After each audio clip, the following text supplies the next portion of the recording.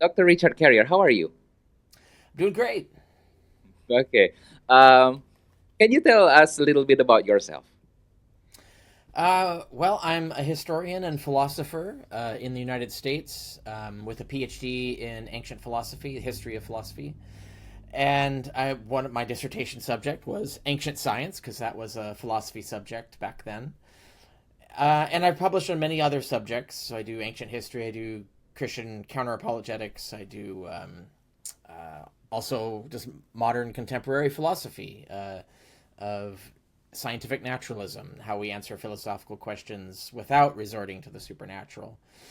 And so I'm published under peer review in all of those fields and have done a lot of things like that. But I love talking about ancient science in particular because even though that was my dissertation subject and I really obviously loved the subject, people don't ask me about it very often.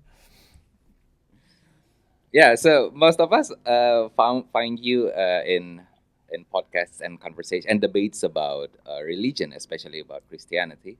And I know you at the very beginning as a debater, as a counter apologist. But today I want to talk about the science in the early Roman Empire because I find it fascinating, and just like you said before, it's not something that you've been asked a lot. Yeah. So I know I know you've wrote the book Science in the Early Roman Empire.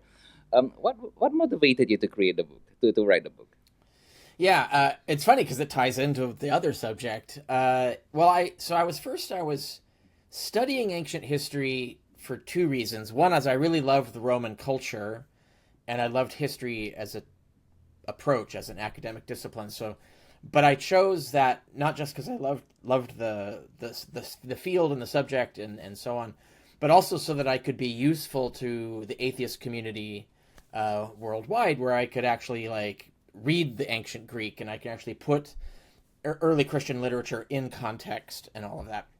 So I was doing both things, right? I was interested in the subject by itself, but also the things that most of my fingers were in pies relating to dealing with Christian apologetics and false narratives and mythology and things like that. But so when I was thinking of doing a dissertation subject, I'd started with the idea of, well, I'll do like a dissertation on the history of the supernatural, right, or something like that. And I just couldn't come up with a good like thesis for it.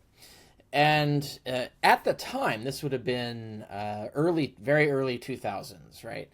At the time, there was a really hot Christian apologetic going around, and you had like Dinesh D'Souza and Stanley Yaki and various other um, scholars pushing the particular narrative. Rodney Stark is another example. So many others were pushing this narrative that Christianity was necessary for modern science. That in fact the pagans, they had a mental block. They could never do science. They had the wrong belief system to build science and make scientific progress. You need the Bible and Christianity. Those are the only things that are the necessary pieces of the puzzle that had to be put in to create the launch of the scientific revolution, which even then I knew was false, and wildly false. And so what I did is I read all the different literatures arguing this, and realized that this would be a good dissertation subject. So that's what I decided to do. I framed it because Christianity's not really taken that seriously outside of Christian history fields. I didn't frame it as I'm arguing against Christians. What I did was uh, frame it as why didn't the scientific revolution happen in the Roman Empire, right? Which is a much more interesting question. And there are actual whole books published trying to answer this question that already existed at the time. And I knew I could do better than those and I could build on what they had argued. And I presented my prospectus to my dissertation advisor at Columbia University, and he said, "That's 10 dissertations. You need to pick one." And so I picked one particular subject, a piece of that story, which ended up touching on all the others, which was the attitudes towards scientists in the Roman Empire. In other words, who were they culturally? Like, were they an accepted part of the culture? Were they praised? Were they hated? Were they marginalized? And what could, because one of the Christian apologetic arguments is that scientists and science were marginalized and disrespected in antiquity. No one really cared that much about it. And so I said, well, that's easy to refute, and there'd be a lot of things to study, and I have a more focused project to like gather evidence against that thesis. And so that was my dissertation. And then I expanded it into two books, which was Science Education in the early Roman Empire, because that's part of the story. Like there was science in the education system at the time. It wasn't as prioritized as it was during the Apollo era. And I think people forget that that's kind of a new thing. Like the putting science forward as an important subject in secondary schools and primary schools, that's really a product of the post-World War II nuclear era, right? The space age. Before that, it was just one of many subjects. And then if you go a few hundred years back, it was barely even a subject at all, right? But in antiquity, it was a subject. And in fact, if you were to go to what was the ancient equivalent of graduate school, it was almost impossible to do that without taking a full science education, like a basic science intro course. And for various sciences, astronomy, geography, and arithmetic, which is just mathematics, were very important. And other sciences were essentially, because you had to study philosophy, and the philosophy always engaged with science, because that was a fundamental required part of philosophy back then, is that you had to build your worldviews on top of scientific findings. Now, they didn't have a separate word for it. They just called it natural philosophy, like philosophy of nature, the study of nature. But that's just what we eventually meant by science. And the word scientist was only invented in the 19th century, so well after the scientific revolution. So they were called the same things, natural philosophers, during the scientific revolution as they were during the Roman Empire. So anyway, I built that out, and then the other book that I published was the bigger one, which is The Scientist in the Early Roman Empire, which the focus is on the men and some women themselves, like the actual scientists. Like, who were these people? What did people think of them? Where did they come from? What social class did they come from? What sort of education system existed to create them? Who paid for them, right? Like, who funded them? And what did people think about their work? So those are the kinds of things that I answered in that dissertation, and then ultimately in the book. But one of the things that came out of that is that I show in the book the complete contrast between the pagan context of, like, in fact, they did not marginalize scientists. They actually valued scientists very greatly, and even valorized them. Like, scientists were held in high esteem. And there was mechanisms for funding them and stuff. They were not the ideal, like, state government funded systems that we would like to have. But they were getting there, because there were actual people back then arguing for the production of these organizations. And so anyway, but what I did is I took that and I compared and contrasted it with the Christian attitudes, because there's a lot of early Christian literature, Tertullian, we have Origen, Lactantius, even Eusebius, Clement of Alexandria. We have a few people who talk about, kind of derogatorily, about science and the values essential. And what I discovered in the process of writing my dissertation and then building the book was that the thing that mattered were these three values. So you had curiosity, empiricism, and progressivism that the pagans were all on board with. So they thought curiosity was an important moral value, whereas the Christians thought it was suspect and dangerous. So Christians hated curiosity, were against it. Pagans were for it. And that's essential for science. If you're denigrating curiosity, especially curiosity about natural laws and things like that, you're basically denigrating science. Even though you're not calling it that, that's what you're doing. You're disincentivizing people to pursue science. And then science depends on evidence-based argument, right? So evidence supersedes authorities. So you can't have a pope disagree with evidence. Evidence actually refutes a pope. Like that's the way that they thought, is that you had to have evidence. You couldn't just say, well, I'm Chrysippus the Stoic, you should just believe me because I'm an authority. Much less say, God told me, therefore you can't disagree with me, and evidence can't refute what I'm saying. No, the pagans were very much evidence first. You needed evidence to argue for something. The Christians destroyed that because they were against that. You couldn't have evidence refuting the authorities. So scripture and religious authorities had to always be right. So evidence had to be wrong if there was any conflict. And so that was a kind of a opposite approach. And then progress, the belief that you can actually make progress in understanding nature and understanding the nature of the world.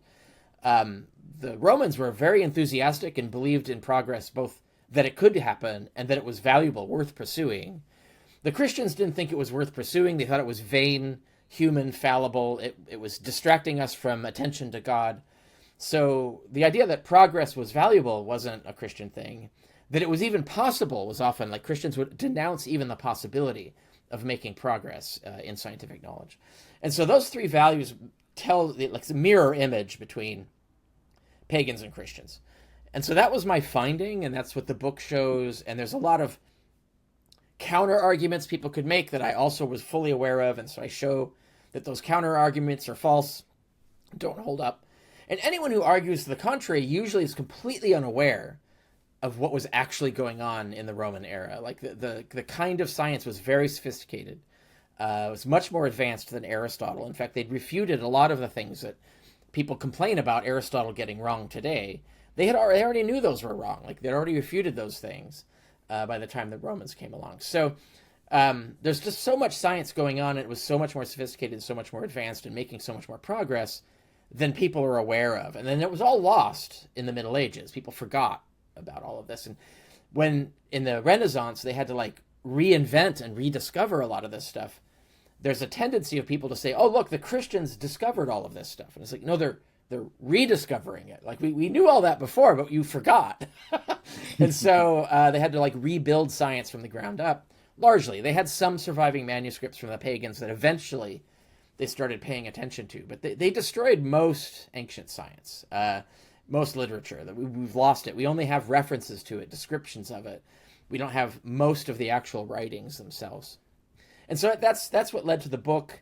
So it was driven ultimately by a counter-apologetic motive. Like, I wanted to refute this false narrative that Christians are building. They love to revise history and make Christianity more important than it was, and to try and downplay the dangers of Christian ideology. It's a different story with Islam. That's a whole other interesting narrative where early Muslims are actually very pro-science. And then you had, like, in the Middle Ages, you had, like, around the 11th century, you had a kind of anti-intellectual turn. They kind of got rid of that and never got it back, really. But that wasn't, like, that particular type of Islam was not the original Islam that actually populated in the three continents of the Mediterranean at the time, in the first 3 centuries of Islam. So, yeah, there's different narratives, but ultimately it was the loss of all this stuff, and it had to be recovered again later. And that's why the scientific revolution was delayed 1,000 years, was that Christians took power and decided how money would be spent and who would get praise and who would get condemned and so on. And that just didn't favor science. And that's the story that I discuss in that book. Okay. I think you already asked all of the questions that I'm going to. I already Well, we answered can one. go. Yeah, we can go in more detail in any of those things. So anything Yeah, that intrigues you, yeah. So I want to ask you about how does it feel to be a scientist in the Roman Empire? How is their daily life, their relationship with Oh, their yeah. patron and things like that? One way to answer that is to counter the alternative narrative, right? Like, so the sort of fake narrative that built in the 20th century was that scientists were these elite academics. They were bookworms. They never talked to craftsmen. They never got their hands dirty. They never did experiments and things like that. That's actually false. What I found in my study is that all ancient scientists, like the actual people doing the science and making progress, came from the middle class, in fact. So they were the middle class was smaller then, but it did exist. And these were people who had money, like their family had money, but they still had to work for a living, right? So they weren't so rich that they could just let the passive income come in and have their slaves and servants do everything. But this was actually a case where they came from working families, but not poor families, families that had just enough money to be comfortable, but still had to run their businesses, still had to do things. And consequently, all scientists started out ultimately as craftsmen. So, like, if you were a physical scientist back then and doing any physics or astronomy, your path started with practical engineering. So that means construction, architecture, actually built, like you're in the field building stuff, you're surveying sites, you're directing the construction of machinery and things like that. So you're starting out as a working engineer, and the Roman Empire was built on engineers, right? Like this, all their cities, their aqueducts, like everything they had, the great monumental architecture. Even the Roman legions, like one of the reasons the Roman legions were so undefeatable is that they had an unparalleled logistical system so that they could field massive armies and keep them supplied, right? Keep them with food and water and materials to keep fighting. But their logistical system was so brilliant and so well engineered. Well, that's engineers, right? So you had these guys who could do math, who understood physics and things like that, who could do all of this stuff. And then what they do is like, well, they on the side they do like physics because they have questions, right? And they want to answer things and figure things out. And many of them, like when they retire, like what do? Well, you write, right? You write books because that's you have the love of your subject. So all the physicists came through engineering, which was a practical working man's job. But they also had full educations, like all the way up to what we would call a PhD. They didn't have a name for it back then, but they did. So they got both. They came from both worlds, and they sat in between both worlds. So scientists were often the go-betweens between working people and aristocrats, right? So like if you like, they could talk to and party with both sides, right? And in fact, we have an example of a scientist who was revered and honored by Cleopatra's court, in Egypt. So he would go to her lavish, rich, aristocratic parties and then sneak away and go down to the kitchens where the laborers are, because there's so much interesting science going on in the kitchens that he wanted to talk to people about the animals. He wanted to be able to dissect or look at like what kinds of weird animals do you have here, like how does the cooking work. So they're actually going down and talking to the working class people about how you do things, because that's what excites them, right? And so they can travel between both worlds because they have the education, so they can speak right, they can talk about literature, they can do all the things that aristocrats expect. But they also understood the common man and were interested in what happened at that level of society. And so they weren't averse to hobnobbing. They didn't care about, riding in the back of a cart on a pile of grain, because then you get to talk to farmers and there's lots of interesting things you could learn. We have examples from Galen, for example, who he has a lot of anecdotes. He's a very wordy guy. He's a medical doctor. And he loved talking to common people because he could learn things and get ideas from them about like certain kinds of physics, like the physics of their life and stuff, and farming and agriculture and stuff, but also like pharmacology. He learns about like medical conditions and things that they reported and stuff. So he got ideas and hypotheses by talking to regular people, and he was comfortable doing that. And yet he was a personal physician to the emperor, right? So he's like living in both worlds, essentially. And Galen represents the other side. So I talked about physical scientists. So if you're doing physics or astronomy, you start in engineering. All the life sciences. So if you're doing botany, well, that's pharmacology, leads you into plants and minerals, and that leads you into studying botany and mineralogy. And then animals, because now you're doing dissection, you're doing physiology, and so you're doing it for humans, or maybe even animal care, but then you're excited to learn more, so you study more of that stuff. So you begin as a working doctor, right? So you're actually a very valued, paid member of society doing that. But on the side, you're fascinated and interested in the life sciences, so you pursue that. And again, when you retire, what do? You do more science and research and things like that. And they were well paid, right? So engineers and doctors were honored enough to be very well paid, so they retired well, usually. And so that's the kind of place they were in society. And I think what you find from all of them is that they're really passionate and excited by their subject. They're all very well educated because they've gone through the entire education system, which means they had families wealthy enough to afford that, because they didn't really have public school back then. Your family had to pay for your education. There were a few exceptions. There were charitable foundations that could get you an education. But generally you had to do that or find a patron who'd pay for it. And then you would return the favor later as a sort of working doctor or engineer or something like that. So yeah, you had to be educated, but you had to be passionate about the subject. Because the society had a place for them and paid them well, and respected their work, you could get reputation and fame from publishing your science, right? that was the reality. And so there was a big drive to do a lot of science and make a lot of scientific progress. And there were a lot of these people because the empire was wealthy enough to have sort of this educational infrastructure that could generate enough of these guys. They're mostly guys. There are some women we know doing this stuff too. And so anyway, that's I guess the best way to answer your question. I think covers a lot of different angles of that. And this kind of environment didn't happen when Christianity took power. Right. So this is all. So interest in science as a particular pursuit starts really. So you have engineers and doctors for like thousands of years back, right? So and they're doing more like folk medicine. They're not really scientists. They're like semi-empirical, semi-magical workers, right?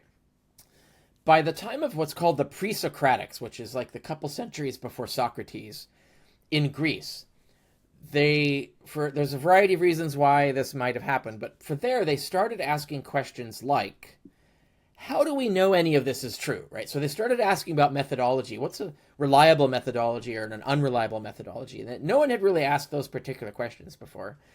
And they were arguing with each other so that the bad ideas got kicked out and the good ideas floated to the top. And then the question was, why is nature the way it is? So they're more interested not just in figuring out whether a particular herb like cures your headache.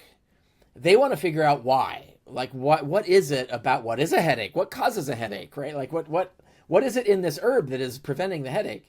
And same with like physics. Like why do objects fall? Why does the sun come up? Why are the tides behaving the way they are? So they have all these questions, and they were starting to really get into mechanical explanations rather than just saying, well, the gods do it. There's no, right, the gods just do it, and the spirits or whatever. There's no causal system. But they started saying, no, what I think it is a causal system. And to give you an example, like the earliest, like one of the first pre-Socratics is Thales, and he's regarded as the first sort of scientist in the modern sense because he's the first person to actually start doing real science. And an example of that is that he figured out that the reason the moon is lit at night is that it's reflecting light from the sun. Now, we take that for granted, right? But you have to realize that this is in a culture, in a world where no one had thought of that. Like, no one's like, why is the moon bright? Well, it just is.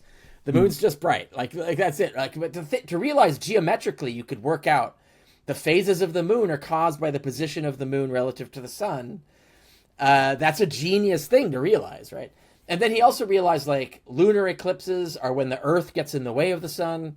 Solar eclipses is when the moon gets in the way of the sun. And so, like, here we're looking at mechanical explanations of things that were previously explained as gods or magic or whatever that didn't really have causal explanations. So anyway, that's what started it.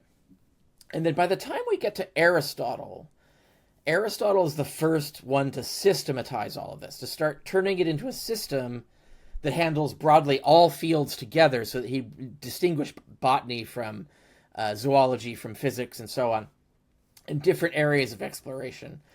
And so he's kind of like Freud to psychology, right? Like Freud was wrong about a bunch of stuff, but he is the founder of modern psychology, right? He's the first to start making it scientific. And that's what Aristotle did. And so Aristotle came up with a bunch of good stuff. He also came up with a bunch of bad ideas. He was really a biologist. That was his main thing. So his biology is way better than his physics. But then his scientists took up his hypotheses and then either confirmed them or refuted them with further science using the methods that Aristotle developed, which are very empirical experimental methodologies that he very systematized how to do this. So Aristotle, in a way, is like the first real modern scientist. But he's the first. He's not like he didn't get everything right. He just started it.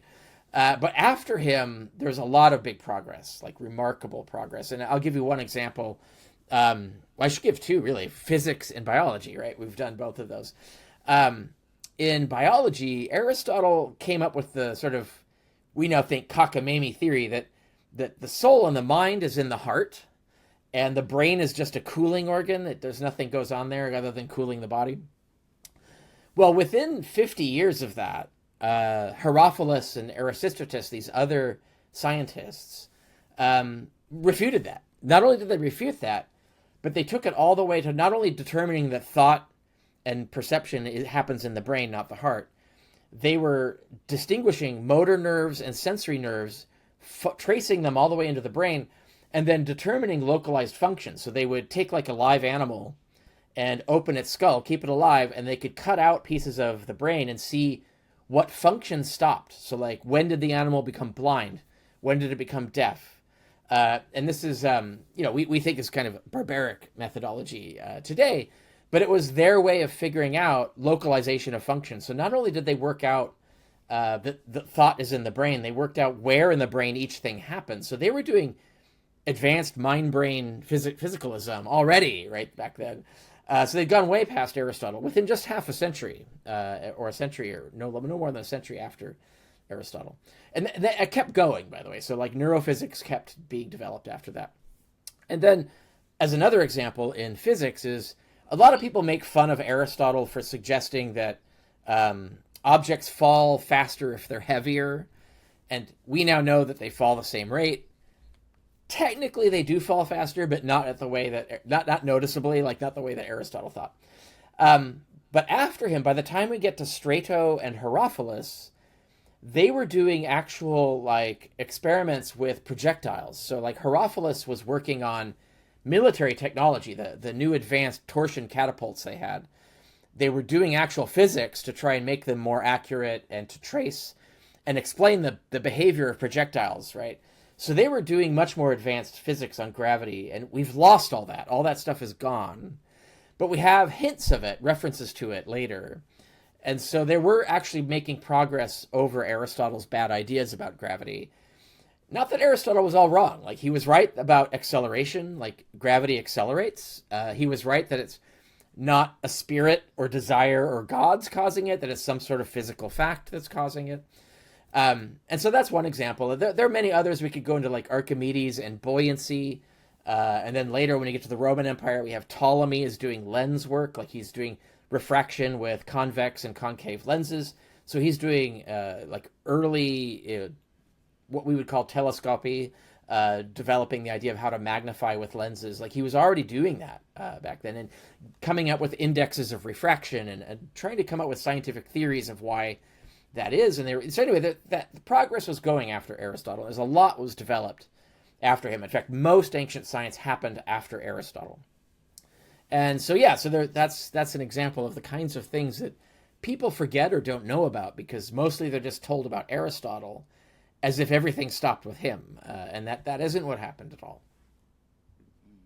Okay, I'd love to continue about Aristotle, but to to retain the excitement of the audience, I have to push back the discussion back into the Christian thingy, the Christian thing. So I'm not trying to denigrate the Christian, but there's this thing that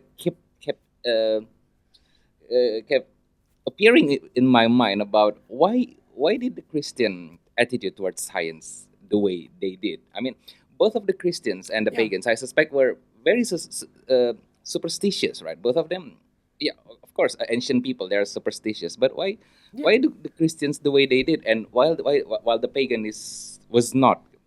Why? Yeah, it's worth pointing out, and I talk about this in The Scientist in the early Roman Empire. There actually were some Christians moving in the direction of respect for science. In fact, we hear about this sect of Christians who were actually big fans of Galen. They actually loved Galen and other scientists and philosophers and mathematicians, but they were denounced as heretics, and basically their sect died out.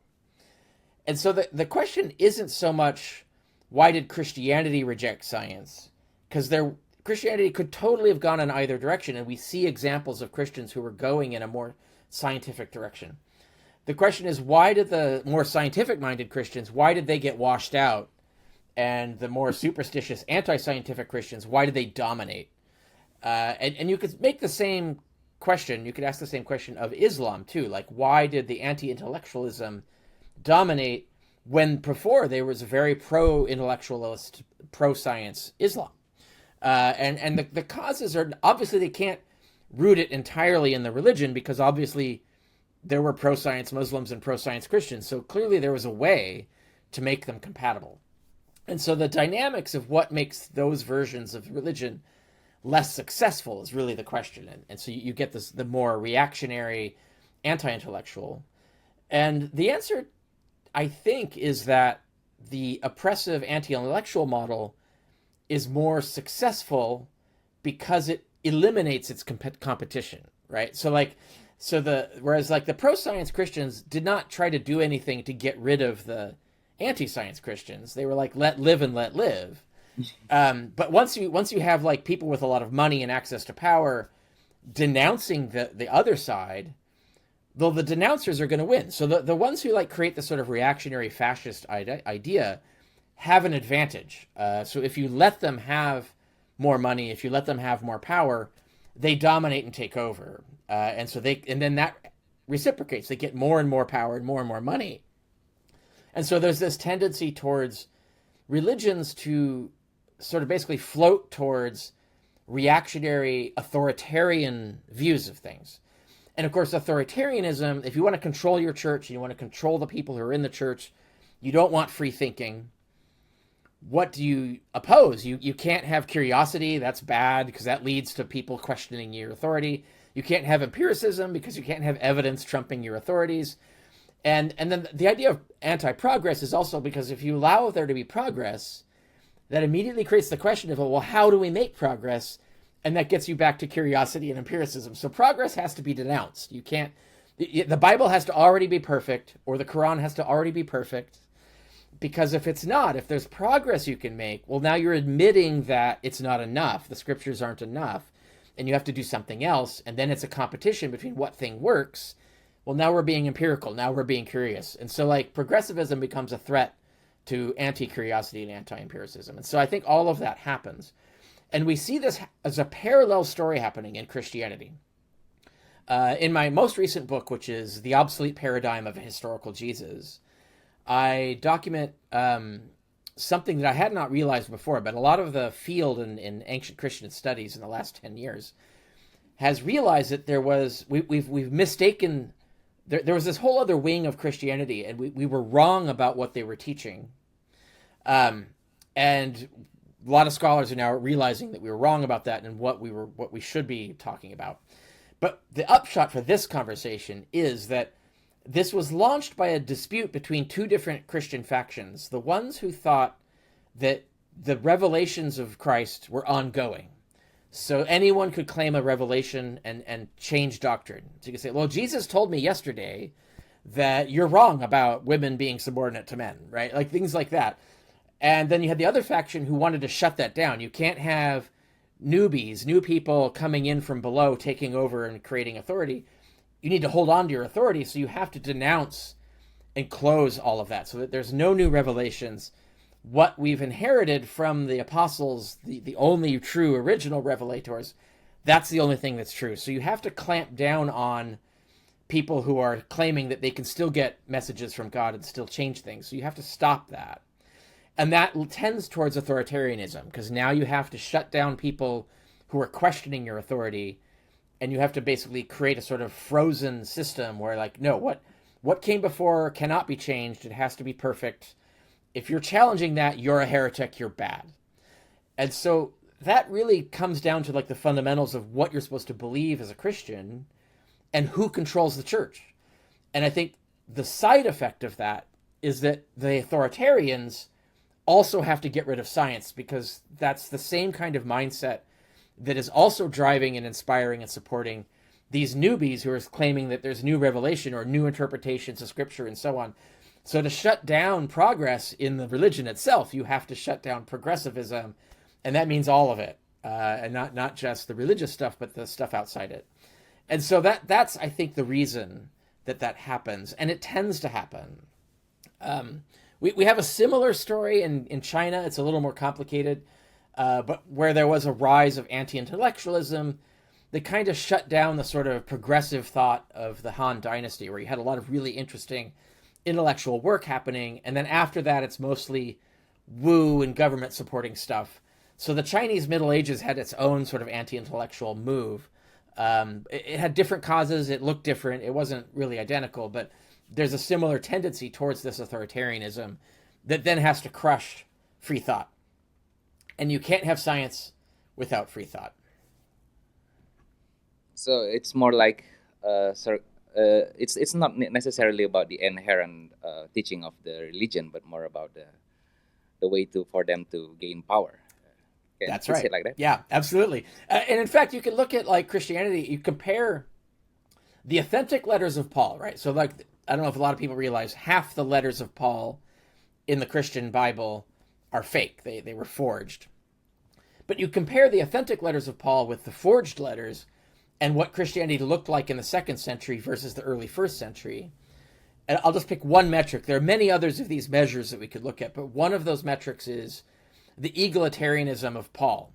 So Paul is very egalitarian. He's not completely equalitarian about women, so he's not arguing for complete equality between men and women.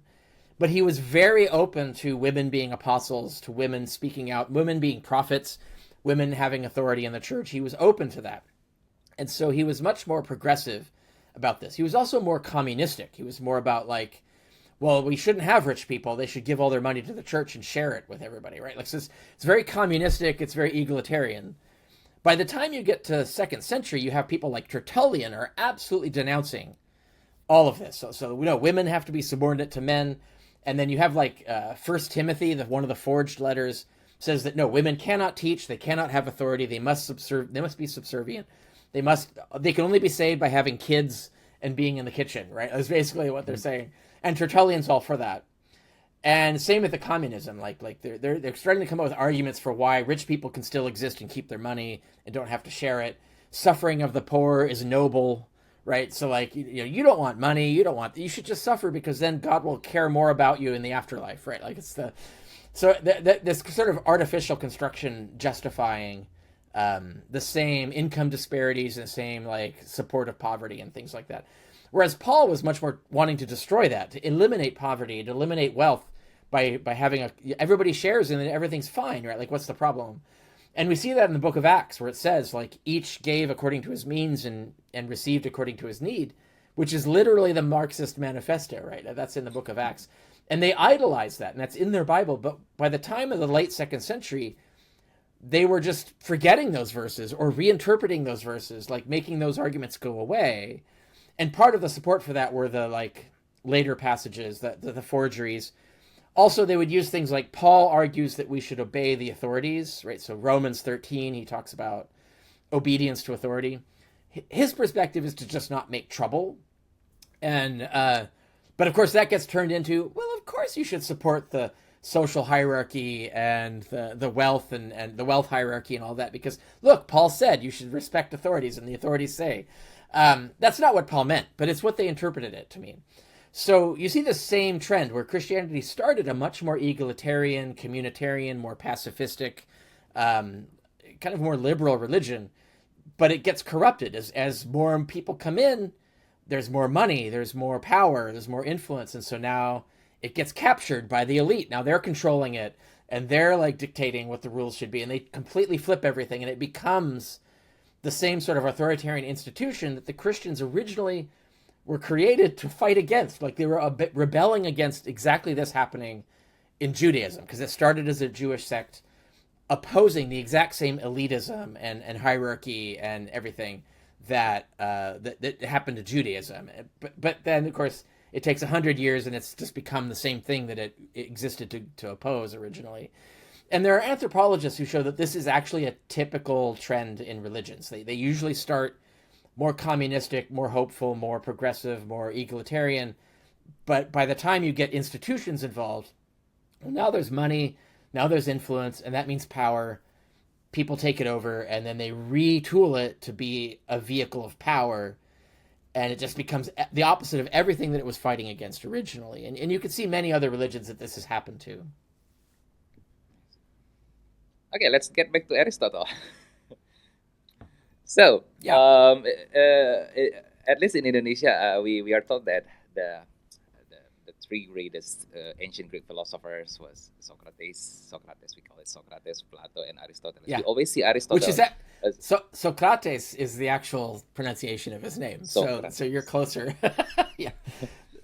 Yeah, English speaking people don't care about the original pronunciation of names. That's Socrates. No, that's not what they said. No, you're closer yeah, actually to his actual name. yeah. So Indonesian Socrates, is Aristotle. Socrates. We call them Socrates, Plato, and Aristoteles. Is Yeah, it the correct pronunciation? also correct. Aristoteles, right? Yeah, Yeah, Indonesia is Aristoteles. a funny. Yeah. Yeah, Okay. that's right. Yeah. That's Yeah. the original Greek. And yeah, so and it'd be Platon actually. So this with It's a an N at the Plato. end. But yeah, so yeah, right. Those are the three greatest philosophers, and that's not even. It wasn't even the case back then, right? Like Plato was definitely revered, and Socrates was definitely revered, and so was Aristotle. But what, like some of the, like if you were in the Roman Empire and people asked you who are the greatest philosophers, they would mention them, they would name them, but they would list other people too. They would talk about Epicurus, they would talk about Chrysippus, but they would also talk about Posidonius. Now, Posidonius was the most scientific Stoic philosopher. So like Zeno the Stoic, who was one of the acolytes of a student of Plato. So Platonism kind of evolved into, in one branch, it evolved into Stoicism, which became the most popular philosophy among Romans. Romans really liked it. But it wasn't the only one, but it was a popular one. But the most famous, like you say, who's the most famous Stoic philosopher? They would say it would be Posidonius. And he's first century BC, right? And he wrote a lot of science. He did a lot of experimental science. He did a lot of exploratory science. We have none of his books. He wrote tons of books, but we have none of them. But we have references to him as being one of the most famous philosophers. Another is Strato, right? So Strato's like 3rd century BC. He's the third head of Aristotle's school. So Aristotle was succeeded by Theophrastus, and then Theophrastus was succeeded by Strato. And Strato was regarded as one of the most famous and successful scientific philosophers in antiquity. So people would say, Strato, that's one of the most famous dudes, right? But we've completely forgotten about Strato. And the Christians didn't preserve any of his writings either. They didn't preserve anything from Posidonius. And there are others, right, like that you could name that were important philosophers then. One of the most famous, like they called him the second Socrates. He was considered the second most famous and revered philosopher in antiquity. Is Musonius Rufus, who Musonius Rufus was a Roman who lived just shortly after the time of Jesus and taught a lot of things very similar to Jesus that were right out of Stoic philosophy. So he wasn't aware of Jesus. He didn't learn anything from Christians. He got it all from Stoic ideology and also like Cynic and other philosophical systems, and was preaching a lot of similar things like you love your enemy and don't rely on slaves, which is something that Jesus never said, but Musonius Rufus did say. And so there's a lot of like Musonius Rufus was a super famous philosopher back then, and people would have named him as like important. But nowadays people have forgotten, like they don't know anything about that because Christians didn't like those guys. They didn't argue in ways that they thought were conducive to the Christian religion. But they loved Plato because Plato gave them all the things that they needed to defend their religion. And I think Plato was one of the worst philosophers of antiquity, but he was admittedly very influential and famous. So we'll give him that. But it's important to note that Plato's school led to a bunch of different subsects. Stoicism was one of them. Another was skepticism, which led to a very empirical scientific kind of philosophy that was called scholastic, or not scholasticism. It was called I can't remember the exact word for it, but it's Cicero was very fond of it, and it's a less wooey.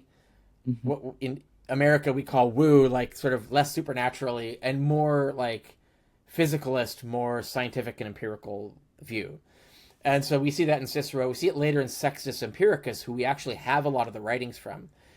And the reason we have Sextus Empiricus is because as a skeptic, he wrote massive treatises arguing against all the other philosophers. And Christians loved that because they wanted the refutations of the Stoics and the Epicureans and all of those things. So they kept Sectus Empiricus, so that gives us a window into it. But Empiricus did not like support the views of Christianity at all, but they liked the fact that he refuted people that they didn't like. So that was the sort of reason that he got preserved, whereas they did not. We don't see any of their writings or most of their writings. Hmm. Okay. So yeah, about Plato, and so I watched your interview with Midvision. It's around I didn't remember which minutes, but you said that Timaeus, the book written by Plato, is a very Yeah. terrible book. Why do you say that? Why do you think of that? Uh, yeah. Oh, Timaeus. Yeah. Timaeus, yeah. I'm usually ragging on the Republic because it's a manual for fascism. It has become the foundation, like the arguments, even if they don't know they're reciting or repeating Plato, all fascists in history, even the Vatican, are built on the Republic of Plato.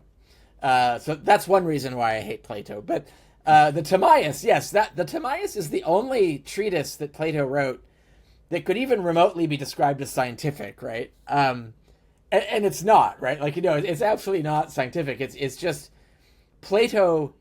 It's like, is Plato drunk uncling, right? Like, he's a drunk uncle just making stuff up and pushing it as real, like as actually, it's all mythical, fantastical nonsense that doesn't correspond to reality at all.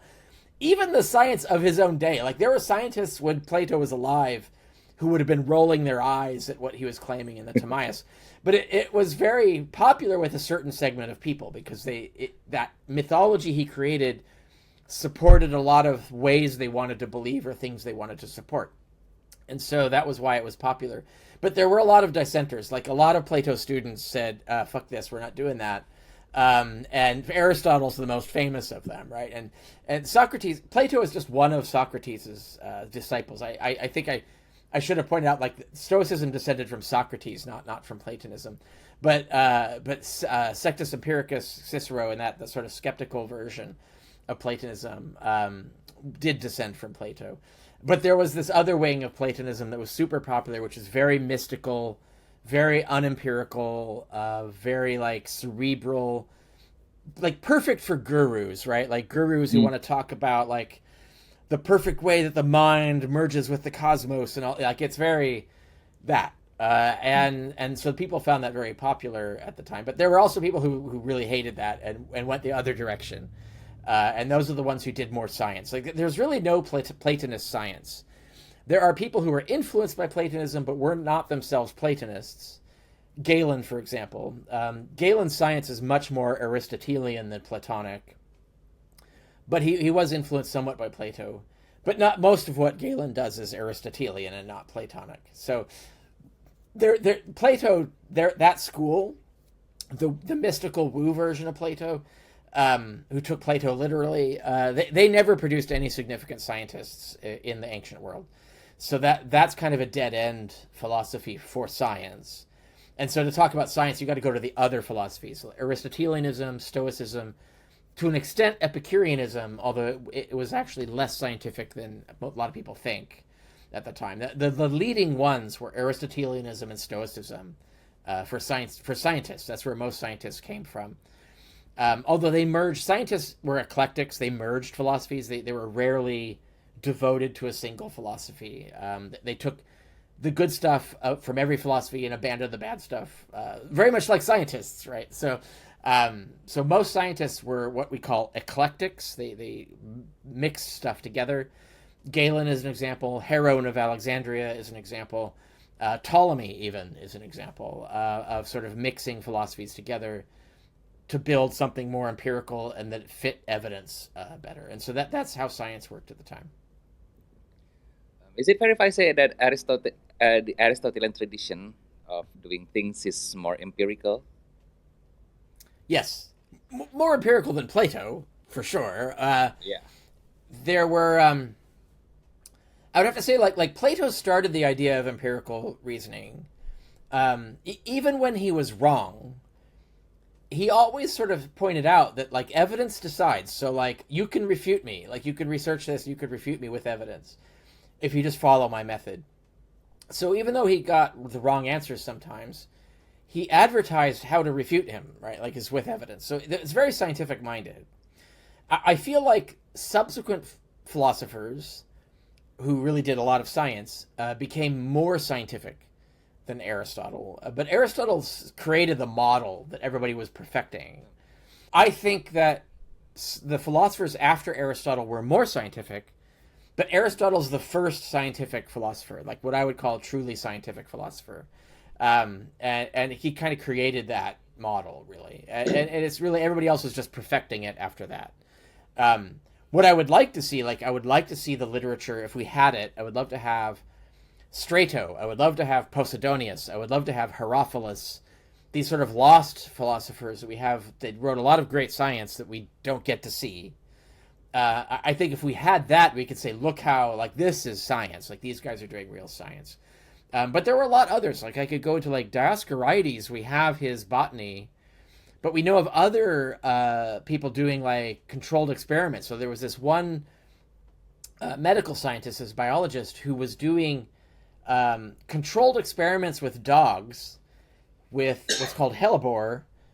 Hellebore is kind of like it's a poison, but you can use it as a sort of anesthesia, right? So you can, knock someone out for surgery, for example, or as a painkiller.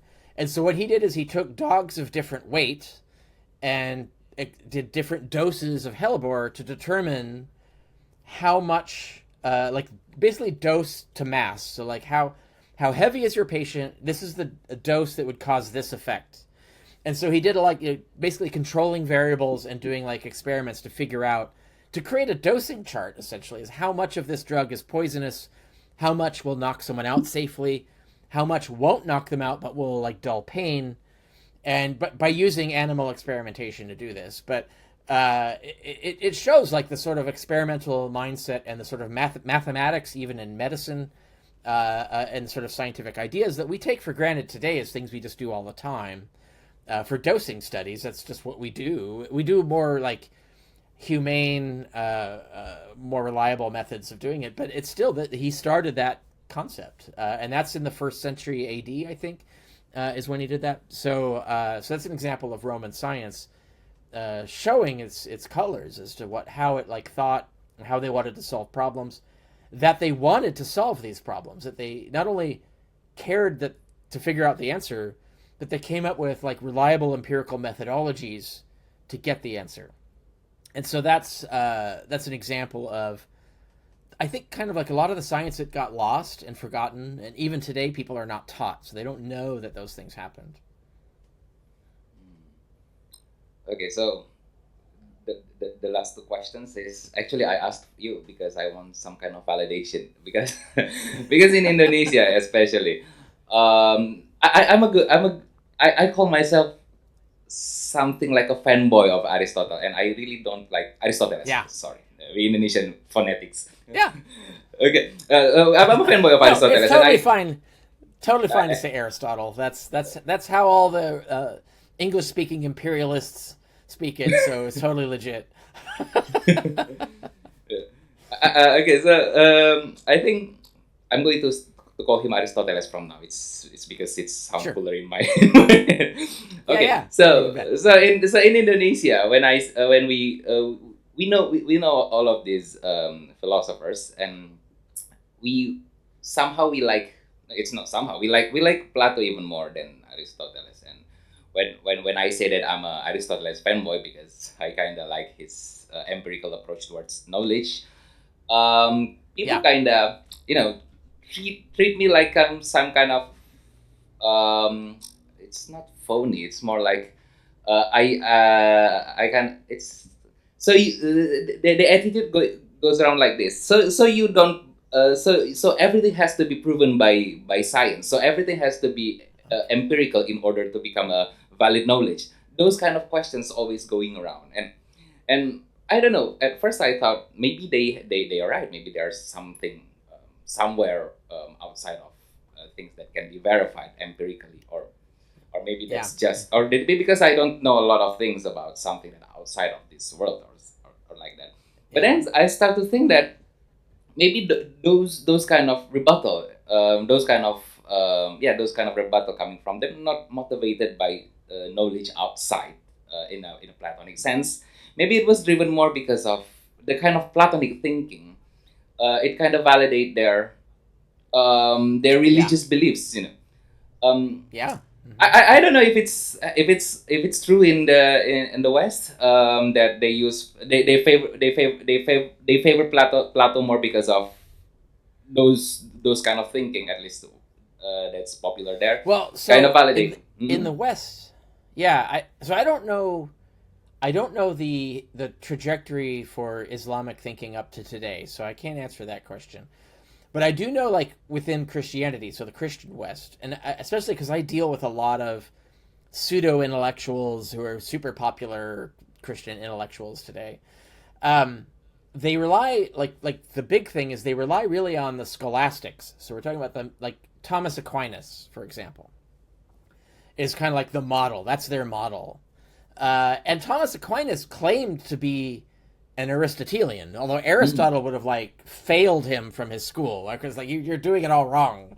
Um, Aquinas got most of Aristotle wrong. Didn't learn most of the things Aristotle would have wanted him to learn.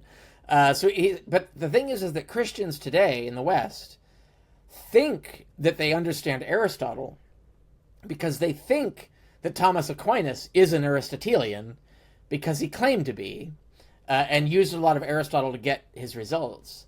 But the reality is Aristotle is completely different from Thomas Aquinas. So Thomas Aquinas is an armchair philosopher, meaning he tries to invent things from the armchair. He's not an empiricist. He doesn't go out and like prove his point. He doesn't come up with a way to test a hypothesis and then go verify it. Like he doesn't do that.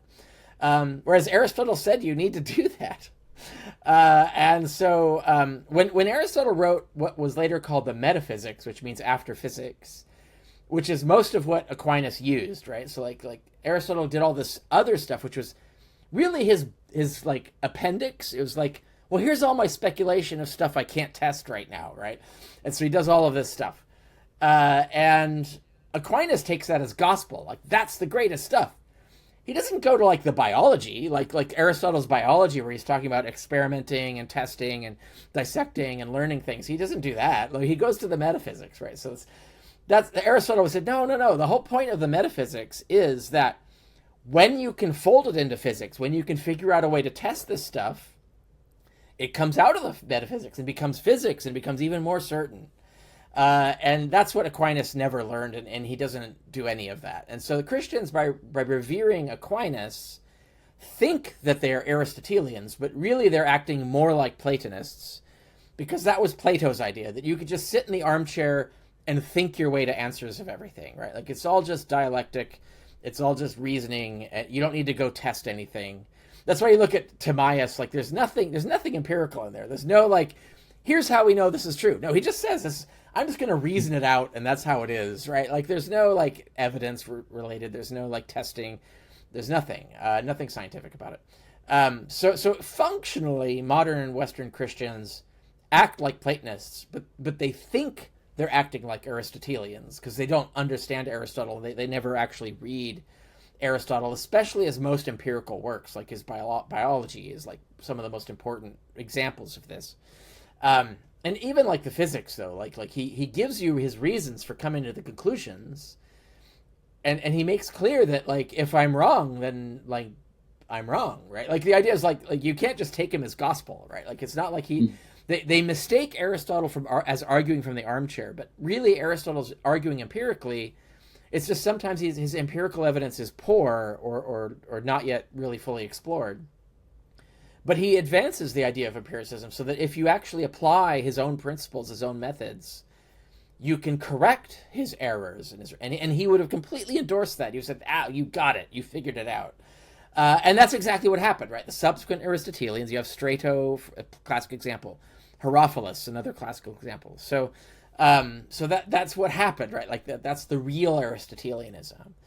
And so people who think Aristotle was this sort of armchair historian or armchair philosopher, um, they don't realize that was actually Plato. That's his method, not Aristotle's. So yeah, when you so like how it happens in your society, because it depends on the background you're surrounded with of what people think then. But out here, like Christians also claim to be fans of Aristotle until he says something they don't like, and then they're not anymore. But they forget that there were other Aristotelians after him that like took his method and perfected his results, and were doing real Aristotelian stuff and not the fake stuff that the medieval scholastics were doing. We are already past the 1 hour mark. Do you want with one more question? You bet. Yeah. Let's do Okay. it. So, yeah, I'm thinking of giving this podcast a title of. So I'm not going to give it the title of a scientist in the early Roman Empire because we already discussed a lot more than that. I'm thinking of giving Yeah. the title. It's validating Aristoteles because it's I don't know, or maybe make science Yeah. great again. But it's kind of Make kind of too science on the great nose. again. Yeah. Yeah. Yeah. Yeah. So in the modern times, we kind of took philosophy and science way too differently. Our attitude is Yeah. much different. And there is a time when philosophy and science, like you said, that it was natural science when we natural philosophy when we want to call science nowadays, right? Yeah. So there, when was the time philosophy and science become separated? Yeah. What That's a motivated? really good question. Yeah, that's a really good question.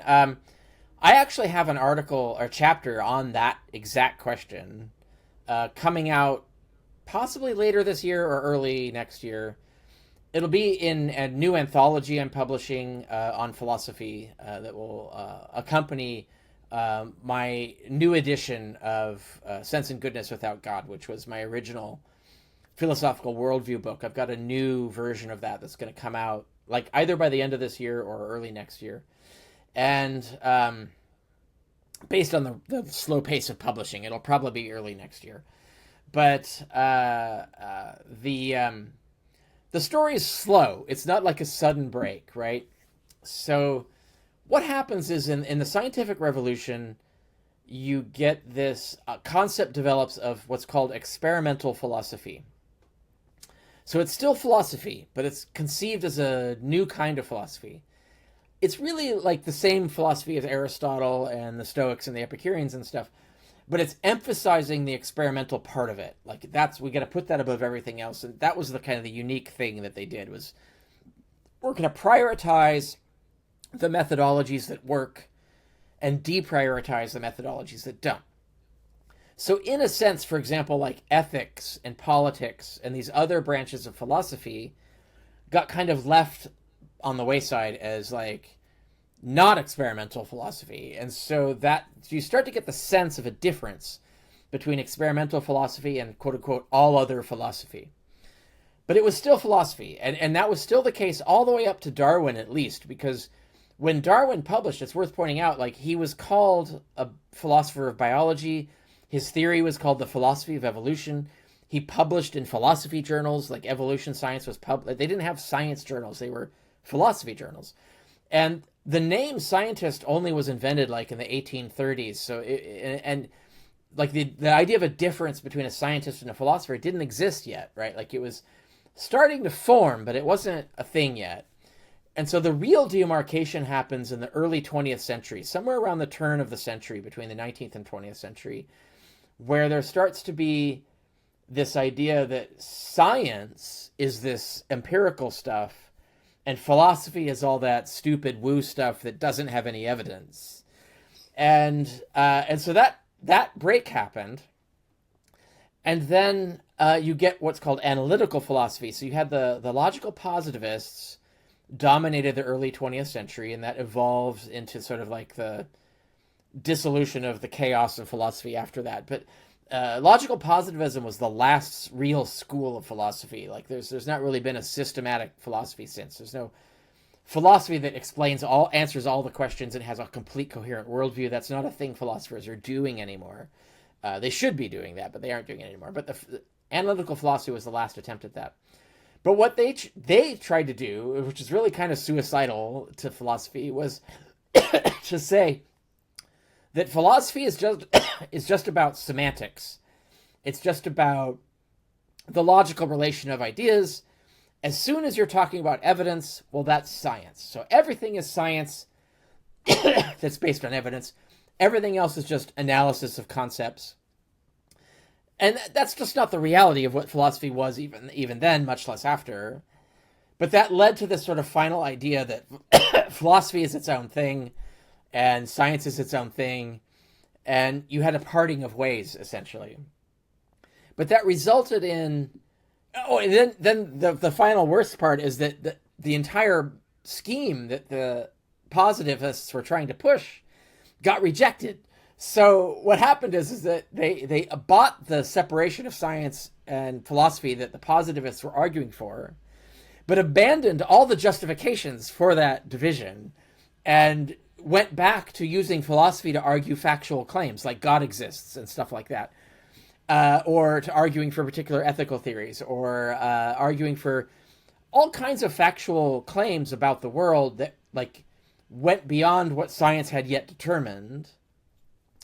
And so they were doing what Aristotle called or what his schools called metaphysics, which is what do you do? Like science has only gotten yay far, so how do you answer all the left questions that are left, given what science has figured out so far, right? Like, so that's Aristotle's idea of philosophy, right? But what happened is that philosophy became this other sort of competing discipline with science, where you can argue all these factual questions without evidence. And that is not what the logical positivist said you should do. That is not what Aristotle said you should do. But it's what happened. And so we're kind of stuck now with this sort of very low standard version of academic philosophy where almost anything goes. And science, which is trying to be very rigorous for all its problems and issues that science is dealing with now, reproducibility crisis, the peer review crisis, all of that stuff that's going on, they at least recognize those things as crises and are trying to come up with ways to get past them and make a more rigorous system. Philosophy just basically decided not to care anymore as an academic field about supporting its conclusions with evidence. And even when it does care, it forgets that there's an entire division of philosophy that is perfected defending things with evidence, and it's called science, right? So this is how we get this problem. Anyway, I talk about that history and how to get past it, how we could fix philosophy. I'm not the only one to talk about this. Like Mario Bunga, who's a Portuguese philosopher, I think he's no longer with us, but he did a lot of this arguing too, like pointing out that philosophy is wrong, like it's gone in the wrong direction. We need to make it more scientific and so on.